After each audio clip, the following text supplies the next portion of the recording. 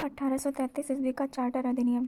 1833 ईस्वी का चार्टर अधिनियम इंग्लैंड में हुई औद्योगिक क्रांति का परिणाम था, ताकि इंग्लैंड में मुक्त व्यापार नीति के आधार पर बड़ी मात्रा में उत्पादित माल हेतु बाजार के रूप में भारत का उपयोग किया जा सके। अतः चार्टर अधिनियम उदारवादी संकल्पना के आधार पर तैयार किया गया था। ब्रिटिश संसद के इस अधिनियम द्वारा ईस्ट इंडिया कंपनी को अगले 20 वर्षों तक भारत पर शासन करने का अधिकार प्रदान कर दिया गया।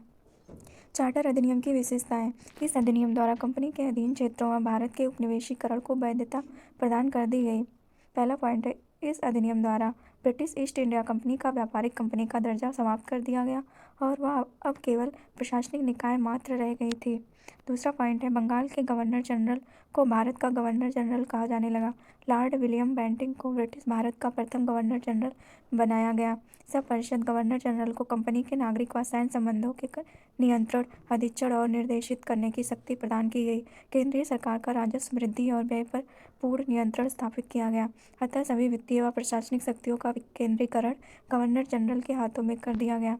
गवर्नर जनरल की परिषद के सदस्यों की संख्या, जिसे पिट्स इंडिया एक्ट द्वारा घटाकर 3 कर दिया गया था, को पुनः बढ़ाकर 4 कर दिया गया।